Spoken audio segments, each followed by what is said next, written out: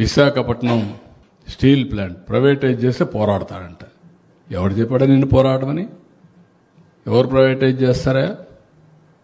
డెఫినెట్గా కొన్ని గవర్నమెంట్లు అన్నీ కూడా కొన్ని సర్వీసులు అవుట్సోర్సింగ్ చేసుకుంటారు సమర్థత పెంచడానికి. అది నెపం పెట్టి ఇష్టానుసారంగా మాట్లాడడం. 12,000 కోట్ల రూపాయలు కేంద్రం ఇచ్చి ఈరోజు మళ్ళీ విశాఖపట్నం స్టీల్ ప్లాంట్ రివైవ్ చేసే ప్రయత్నం చేస్తే, తెలుగువారి ఆత్మ గౌరవాన్ని కాపాడితే, మన మనోభావాలు కాపాడడం కోసం దేశంలోనే మొట్టమొదటిసారి ఒక నిర్ణయం తీసుకొని ఆ నిర్ణయాన్ని పునరాలోచించి మళ్ళీ 12,000 కోట్ల రూపాయలు ఇచ్చి ఇప్పుడు ముందుకు తీసుకుపోతున్నాం. విశాఖపట్నం స్టీల్ ప్లాంట్ ప్రైవేటైజేషన్కి సంబంధించి గౌరవ ఆంధ్రప్రదేశ్ ముఖ్యమంత్రి గారు శ్రీ నారా చంద్రబాబు నాయుడు గారు మాట్లాడిన మాటలు ఇప్పుడు మనం విన్నాం. ఎవరయ్యా ప్రైవేటైజ్ చేసేది అని అన్నారు. ఎవరయ్యా అంటే కేంద్ర ప్రభుత్వం 2021 జనవరి 27వ తేదీన ఈ క్యాబినెట్ సబ్ కమిటీ ఒక తీర్మానం చేస్తూ విశాఖపట్నం స్టీల్ ప్లాంట్ని 100% ప్రైవేటైజేషన్ చేస్తున్నట్టు ప్రకటించింది, తీర్మానం చేసింది. అయితే ఆ తీర్మానాన్ని ఇంతవరకు కూడా వెనక్కి తీసుకోలేదు. వెనక్కి తీసుకున్నప్పుడు ప్రైవేట్ పరం ఏ క్షణంలోనైనా సరే ప్రైవేట్ పరం కావడానికి విశాఖపట్నం స్టీల్ ప్లాంట్ సిద్ధంగా ఉంది. అయితే ముఖ్యమంత్రి స్థాయిలో ఈ విధంగా కామెంట్ చేయడం అంటే ఉద్యమాలు ఎందుకు చేస్తారా, ఉద్యమాలు ఎందుకు చేస్తారు మీరు అని ఆయన ఒక వార్నింగ్లా ఇచ్చారు. ఈ విశాఖ ఉక్కు ఫ్యాక్టరీ చరిత్ర ఒక్కసారి తెలిస్తే ఉద్యమాలు ఎందుకో ముఖ్యమంత్రి వారికి అర్థం అవ్వచ్చు. ఇది 32 మంది బలిదానం చేశారు. మొత్తం ఉభయ తెలుగు రాష్ట్రాలు కూడా బ్రహ్మాండమైన పోరాటం చేసి అమృతరావు లాంటి మహనీయులు నిరాహార దీక్ష చేశారు. అలాగే అసెంబ్లీలోనూ పార్లమెంట్లో ఉన్న ఆ రోజు ప్రజాప్రతినిధులు అందరూ కూడా రాజీనామా చేశారు. ఎంత పోరాటం చేస్తే కానీ విశాఖపట్నం స్టీల్ ప్లాంట్ మనకు రాలేదు. అటువంటిది ఇప్పుడు ఇంత పోరాటం చేసిన తర్వాత వచ్చే స్టీల్ ప్లాంట్ని ప్రైవేటైజ్ చేస్తారంటే, ఏ అదానీకో అంబానీకో అమ్మేస్తారంటే అది చూస్తూ ఊరుకునే పరిస్థితి లేదు ఈవేళ. కానీ రాష్ట్ర ప్రభుత్వం నుంచి ఏమాత్రం కూడా వాళ్ళు సహాయం చేయకుండా ఈ ప్లాంట్ని మన ప్రభుత్వ రంగంలోనే నిలుపుదామనే ఆలోచన ఏమాత్రం కనబడట్లేదు. ముఖ్యంగా కూటమి ప్రభుత్వం వచ్చిన తర్వాత పరిణామాలు చూస్తుంటే రోజురోజుకి కూడా విశాఖపట్నం స్టీల్ ప్లాంట్లో అల్లకల్లోలం ఉంది. ఇవాళ 5,000 మంది కాంట్రాక్ట్ కార్మికులు తీసేశారు. అలాగే 1,500 మంది వరకు మామూలుగా రెగ్యులర్ ఎంప్లాయీస్కి వీఆర్ఎస్ ఇచ్చి పంపించేశారు. ప్లాంట్ని ఒక విధంగా తెలుగుయేతర శక్తులు అంటే బీహార్ వాళ్ళు, ఒరిస్సా వాళ్ళు, లేకపోతే జార్ఖండ్ ఇలాంటి యూపీ అటువంటి ప్రాంతాల నుంచి ఎంప్లాయీస్ని తీసుకొచ్చి డంప్ చేస్తున్నారు. మరి ఒక పక్క ఆక్రమించుకుంటూ ఉన్నారు వీళ్ళంతా కూడా. తెలుగు వాళ్ళందరినీ కూడా బయటికి నెట్టేశారు. ఇలాంటి పరిస్థితుల్లోనూ కూడా మీరు ఉద్యమాలు చేయొద్దు, ప్రైవేటైజ్ చేసేది ఎవరు అని అంటే, ప్రైవేటైజ్ చేసేది ఎవరు అన్నది కేంద్ర ప్రభుత్వం చేస్తోంది, మీరు చూస్తూ కూర్చున్నారు. మీరు ఉద్యమం చేయక, ప్రజలు ఉద్యమం చేయక ఈ ప్లాంట్ని ఎలా నిలబెట్టుకోవాలో మీరు చెప్పండి.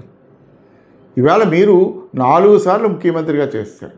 మీ అనుభవంలో ఈ ప్లాంట్ మీ మీ మీ పాలనలో ఈ విశాఖపట్నం స్టీల్ ప్లాంట్ కనుక ప్రైవేటైజ్ జరిగితే మీకు ఈ 14 ఏళ్ల చరిత్ర కూడా కనుమరుగైపోతుంది. మాయని మచ్చగా మిగిలిపోతుంది. మీ రాజకీయ జీవితంలో మీరు మాయని మచ్చగా మిగిలిపోయే ప్రమాదం ఉంది. కనీసం దీన్నైనా సరే మీరు అర్థం చేసుకోండి. ఒక రాజకీయ నాయకుడు ఎల్లకాలం కూడా ప్రజల గుండెల్లో ఉండాలంటే ఏ విధంగా ఉండాలి అనేది ఒకసారి అర్థం చేసుకుంటే మీరు విశాఖపట్నం స్టీల్ ప్లాంట్ని ప్రైవేటైజ్ కాకుండా కాపాడగలుగుతారు.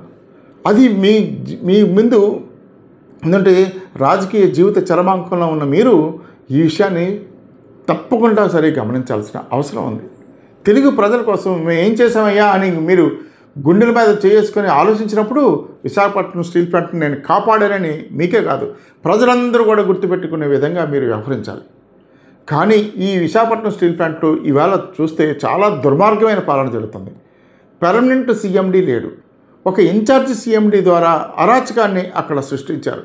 ఇవాళ వరకు కూడా అంటే ఇవాళ సెప్టెంబర్ 14వ తేదీ, కానీ ఇవాళ వరకు కూడా ఆగస్టు నెల జీతాలు ఇవ్వలేదు. అంతకుమించి గత సెప్టెంబర్ 2024 సెప్టెంబర్ నుంచి ఇవాళ వరకు కూడా 430% జీతాలు ఇంకా బకాయి పడి ఉన్నారు. అంటే ఒక పక్క జీతాలు ఎవరు? మీరేమో అన్నారు, పటిష్టమైన వ్యవహారాన్ని అక్కడ కఠినమైన నిర్ణయాలు తీసుకోవాలి, పటిష్టమైన పరిపాలన జరగాలంటే. పటిష్ట పరిపాలన అంటే ప్రైవేటైజేషన్కి మొక్కలుగా చేసి ప్రైవేటైజేషన్కి ఇవ్వడం మీరు పటిష్టమని అనుకుంటున్నారా? ఇంతవరకు కూడా దాదాపు 200 మంది కాంట్రాక్టర్లు రకరకాలుగా పనిచేస్తున్నారు. అక్కడ ఒక్కొక్క కాంట్రాక్టర్కి ఏ పని అప్పచెప్తే ఆ పని చేసేసి అది క్లోజ్ అయిపోతుంది. ఇప్పుడు చేస్తున్న ప్రైవేటైజేషన్ అలా కాదు. ఈ 44 మొక్కలు చేసింది అలా కాదు. ఈ 44 మొక్కలు చేసింది ఏ మొక్కకు ఆ మొక్క పరిపాలన వాళ్ళకే అప్పచెప్పేస్తున్నారు మొత్తం శాశ్వతంగా. ఇదేది టెంపరీ వర్క్ కాదు, శాశ్వతంగా అప్పచెప్తున్నారు. వాళ్ళు ఏం చేస్తున్నారు? ఆంధ్ర ప్రాంతం వాళ్ళ ఎంప్లాయీస్ని కానీ కార్మికులను కానీ అక్కడ తొలగించేసి వాళ్ళ స్టాఫ్ని బీహార్ నుంచో, ఒరిస్సా నుంచో, జార్ఖండ్ నుంచో తెచ్చుకుంటున్నారు. అంటే విశాఖ హక్కు, ఆంధ్రుల హక్కు ఏమైపోయిందో, ఏ విధంగా ఉందో మీరు ఒక్కసారి దీని మీద సమీక్షించండి. మీ ఎమ్మెల్యేలు, ఎంపీలు అందరూ కలిపి ఒక్కసారి సమీక్షించండి. కనీసం పార్లమెంట్లో మీ ఎంపీలు ఒక్కసారి కూడా మాట్లాడలేదు. పైగా నక్కపల్లిలో పెట్టే ఆర్సాల్ మెటల్ కోసం ఒక పార్లమెంటరీ కమిటీయే వెళ్ళి మా ఉక్కు శాఖ మంత్రిని కలిసి వాళ్ళకేమో ఐరన్ ఓర్ సప్లై చేయాలని చెప్తుంది. మరి ఇది ఎంతవరకు న్యాయం? మాకు న్యాయం కోసం మేము పోరాటం తప్ప, విశాఖపట్నం స్టీల్ ప్లాంట్ని ప్రైవేటైజ్ చేయకూడదు అని కోరడం తప్ప, ప్రజల మద్దతు ఇంత ఉన్నందుకు మీరు ఇంకెంత ముందుకు వెళ్ళాలి? ప్రజల మద్దతు ఉంది దీనికి. మీరు ఎందుకు కేంద్రానికి తలొగ్గి వ్యవహరిస్తున్నారో అర్థం కావట్లేదు జనాలకి.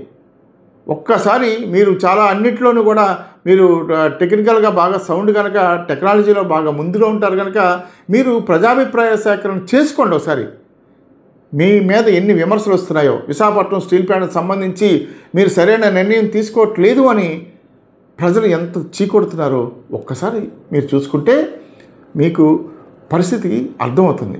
లేదా మీ ఎంపీల ద్వారా, ఎమ్మెల్యేల ద్వారా మీరు ఇన్ఫర్మేషన్ రాబట్టుకోండి.